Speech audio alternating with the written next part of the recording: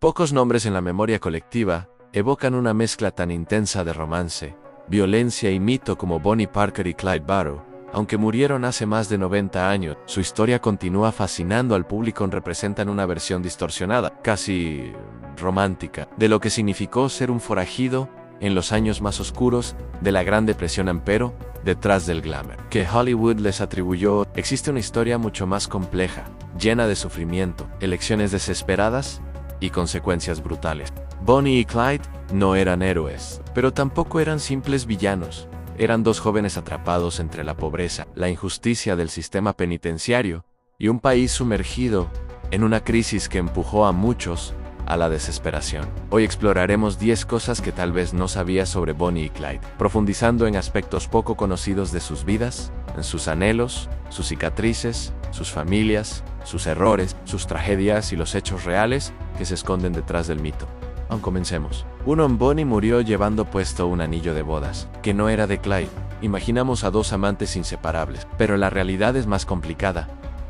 Bonnie Parker nunca se divorció de su verdadero esposo. Antes de conocer a Clyde, Bonnie era una adolescente soñadora que, justo antes de cumplir 16 años, se casó impulsivamente con Roy Thornton, un joven problemático.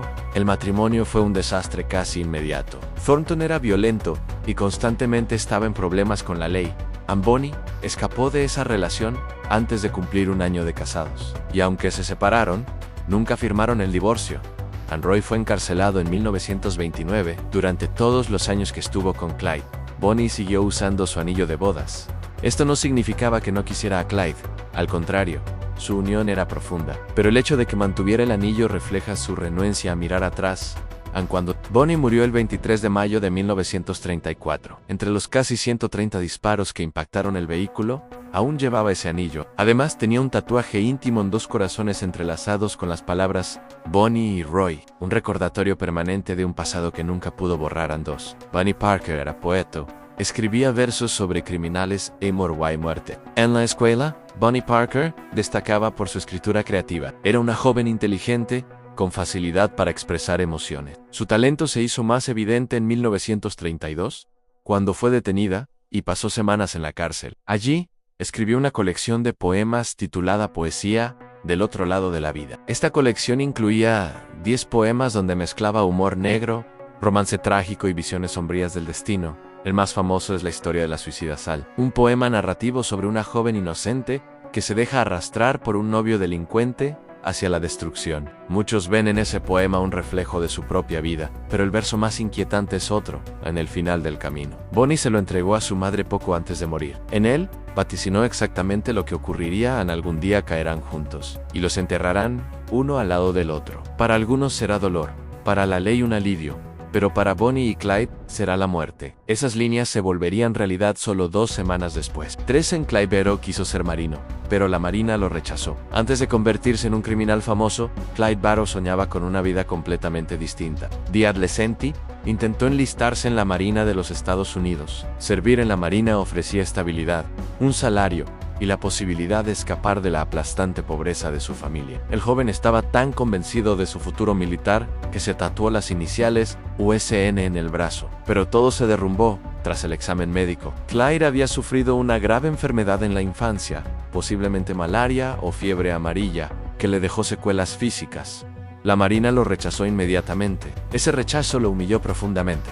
Muchos historiadores creen que ese momento fue un punto de quiebre. A partir de entonces, comenzó a involucrarse cada vez más en pequeños robos y en una carrera delictiva que cambiaría su vida para siempre. Si la Marina lo hubiera aceptado, la historia habría sido muy diferente en 4. El primer arresto de Clyde fue por no devolver un coche rentado. La imagen de Clyde Barrow suele ser la de un criminal frío y calculador, pero su primer arresto fue casi cómico. En 1926, cuando Clyde tenía 17 años, rentó un automóvil en Dallas para visitar a una exnovia. El problema es que no lo devolvió a tiempo. La compañía de alquiler lo reportó como robo y Clyde fue detenido. Aunque la empresa retiró los cargos, quedó un registro policial que lo marcaría. 3 semanas después, fue arrestado nuevamente junto a su hermano Buck, esta vez por posesión de un camión lleno de pavos robados. Así comenzó la carrera criminal de Clyde. No con bancos ni armas, sino con pavos. 5.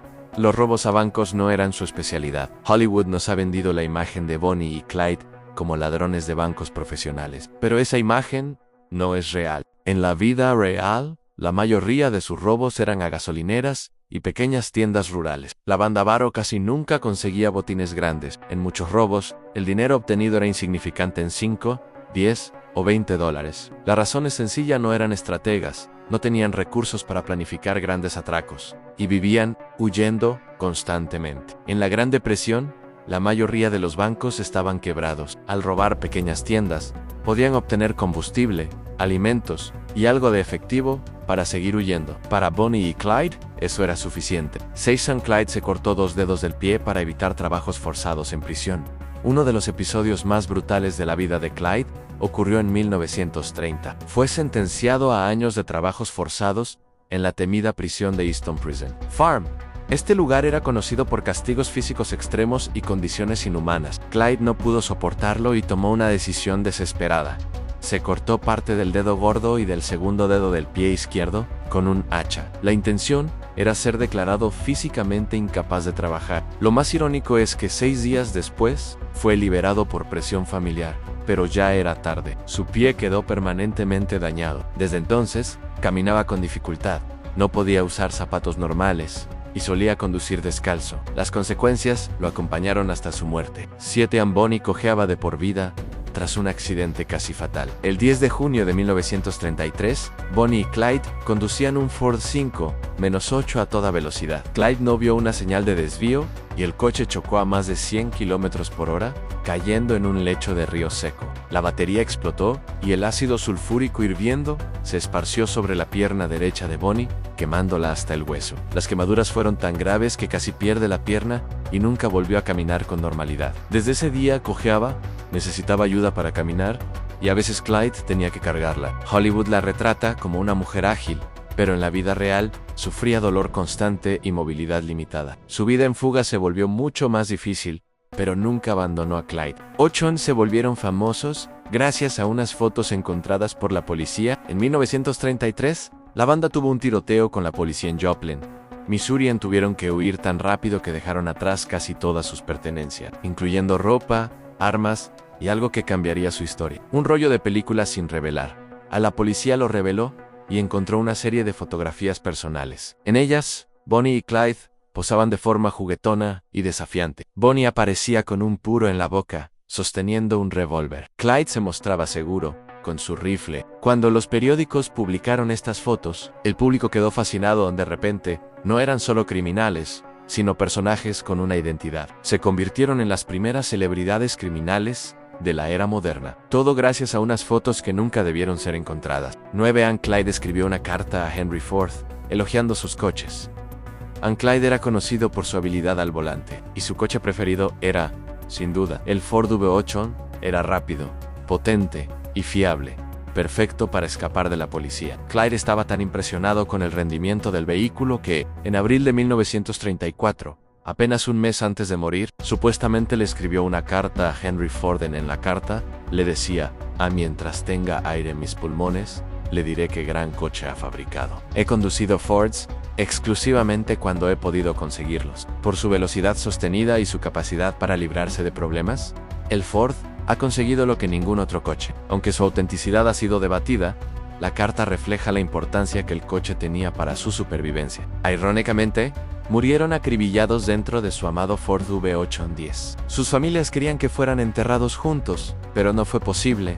En su poema El final del camino, Bonnie escribió que los enterrarán uno al lado del otro. Este era su deseo y también el de sus familias. Tras su muerte, la madre de Bonnie, Emma Packard, luchó para que su hija fuera enterrada junto a Clyde, pero la sociedad de la época y la propia familia de Bonnie no lo permitieron. Consideraban que Clyde había sido una mala influencia y se negaron a que descansaran juntos. Bonnie fue enterrada en el cementerio Fishtrap y más tarde trasladada al Crown Hill Memorial Park, en Dallas. Clyde fue enterrado en el Western Heights Cemetery, también en Dallas, junto a su hermano Buck. A pesar de haber muerto juntos, la sociedad los separó en la muerte. Aún hoy, en la lápida de Bonnie se puede leer: así como las flores se endulzan con el sol y el rocío. Este viejo mundo es más brillante por las vidas de personas como tú. Mientras la prensa moldeaba la fábula y la canción popular transformaba la violencia en mito. La vida real de Bonnie y Clyde se iba volviendo cada vez más estrecha, hasta que el destino apretó su último nudo. Esta segunda parte profundiza en los hechos crudos, en las consecuencias humanas y en los detalles que los titulares nunca quisieron contar. El 10 de junio de 1933 fue un día que cambió para siempre la vida de Bonnie Parker. El choque que muchos han resumido como un simple accidente de coche fue en realidad una llegada al infierno físico. El ácido de la batería se derramó, quemándole la carne y el músculo, y dejando a Bonnie con heridas de tercer grado que nunca terminaron de cicatrizar.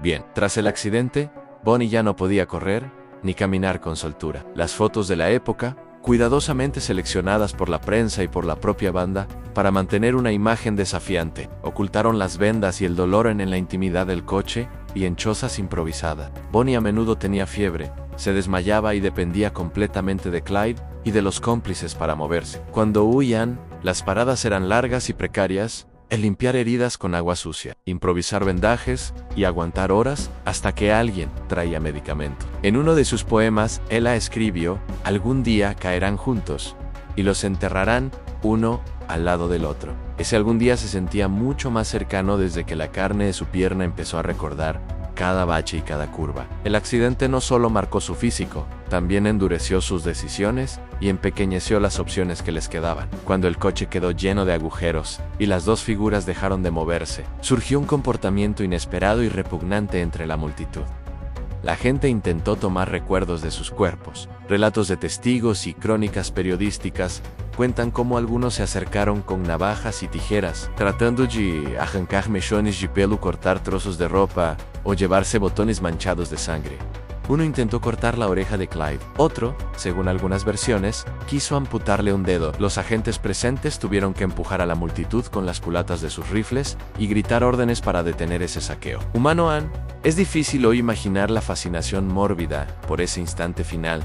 Para muchos, el evento dejó de ser la captura de unos forajidos. Se convirtió en la venta de un trozo de historia, aunque fuese arrancado de un cadáver. El automóvil en que murieron, sin embargo, siguió vivo. Durante años, el Ford V8S se convirtió en lo que hoy llamaríamos un artefacto viral, un objeto que atraía miradas y dinero. Después de la emboscada, hubo una disputa sobre su custodia. Un juez dictaminó que, dado que el vehículo fue robado, debía volver a su dueña original. Ella, sin deseo de conservarlo, lo alquiló y luego lo vendió. Un showman religioso llamado Charles Stanley lo convirtió en una exhibición itinerante que anunciaba: por solo 25 centavos, vean el coche donde murieron Bonnie y Clyde. Con el coche vino una narrativa mitificada y a menudo falsa que vendía el espectáculo del crimen años después. El auto aparecería en parques temáticos y museos. Hoy reside, con sus balazos congelados, en lugares como el Whiskey Pete's Resort y Casino, donde se exhibe casi como una reliquia. Ver el coche hoy es contemplar la combinación de dos fuerzas: la sed de espectáculo de la cultura y la capacidad del capitalismo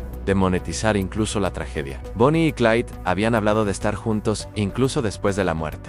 Bonnie misma lo sugirió en sus versos. Sin embargo, su última voluntad no sobrevivió. La madre de Bonnie, Emma Parker, rechazó la idea. Para ella, Clyde era la raíz maligna que arruinó a su hija. Bonnie fue enterrada en Dallas, apartada y en un cementerio distinto al de Clyde. Él descansó junto a su familia en otro panteón, bajo una lápida con la inscripción que él mismo había escogido en ausente, pero no olvidado. Años después, hubo intentos y peticiones para unirlos, pero la historia no se reescribió. La separación quedó como la última ironía de su vida conjunta. En vida se arrastraron hacia la misma muerte. En muerte, incluso, su deseo final fue fragmentado. La fama de Bonnie y Clyde no habría sido posible sin una prensa sensacionalista, hambrienta de historias. Los periódicos de la época esperaban ansiosos la próxima fotografía, el próximo titular escandaloso. A cambio ofrecían caricaturas, relatos exagerados y un aura de leyenda. Las fotografías posadas y las portadas con tipografías enormes construyeron una narrativa que opacó los hechos. Para muchos, Bonnie y Clyde pasaron a ser paladines de un romanticismo criminal, cuando en realidad eran víctimas de su propio contexto: pobreza, violencia carcelaria y decisiones desesperadas. Detrás de cada episodio había una red de apoyo: madres que intentaban ayudar, hermanos que participaron en asaltos, amigos que facilitaron escondites. La madre de Clyde, por ejemplo, actuó como una protectora ambivalente, a veces encubriendo sus acciones, a veces reclamando a su hijo. Varios miembros de la banda como Buck Barrow se convirtieron en piezas clave, algunos murieron, en enfrentamientos. Otros fueron arrestados y contaron la historia. El tejido familiar y criminal es inseparable. No fueron islas, fueron nodos en una red de violencia, supervivencia y complicidad con el tiempo. Muchos mitos han persistido. ¿Eran una especie de Robin Hood? La verdad es que no. ¿Robaban solo bancos? No. La mayoría fueron tiendas pequeñas y gasolineras. ¿Todos los disparos que sufrieron fueron en enfrentamientos valientes? No, muchos fueron ejecuciones planeadas y emboscadas, y no siempre estuvieron solos. Tuvieron cómplices y también detractores. La mezcla de verdad y mito alimentó muchas películas, canciones y libros. A medida que la cultura popular los reinterpretó, se perdieron matices importantes. Las víctimas reales de sus crímenes dejaron de ser protagonistas en las narrativas. Y la doble vida de Bonnie, poetisa y criminal, fue reducida a un símbolo estético en vez de ser comprendida como una compleja realidad humana. A las 9:15 de la mañana del 23 de mayo de 1934, la carretera se llenó de pólvora en instantes. El vehículo de Bonnie y Clyde recibió una lluvia de balas desde ambos lados. En menos de 20 segundos todo había terminado. No hubo un intercambio prolongado de fuego, hubo una emboscada táctica y coordinada. El auto quedó clausurado en una imagen congelada del horror a manillas rotas, sangre, botellas, cartas y una cadena de eventos que terminaron con sus vidas. Bonnie, Clyde, Son. Para la memoria colectiva, un espejo reflejan no solo la violencia de la era, sino la manera en que una sociedad obsesionada con el espectáculo convierte la tragedia en entretenimiento, en errores, heridas, poesías y disparos, convergen en su relato. En la lectura más humana, estos dos jóvenes fueron moldeados por la pobreza, las instituciones que fallaron, y una prensa que encontró en ellos la historia que quería leer. Quizá la pregunta más difícil no es si fueron monstruos o amantes, sino cómo llegaron a ser ambos. Entre el amor y el crimen, entre la poesía y la pistola, encontramos la complejidad de una era. Y en esa complejidad, la historia de Bonnie y Clyde sigue siendo una advertencia. Los mitos pueden ocultar daños, y la verdad, por dolorosa que sea, merece ser contada entera. Si te sorprendió alguno de estos datos, comenta abajo cuál te impresionó más, y suscríbete para no perderte nuestro próximo video.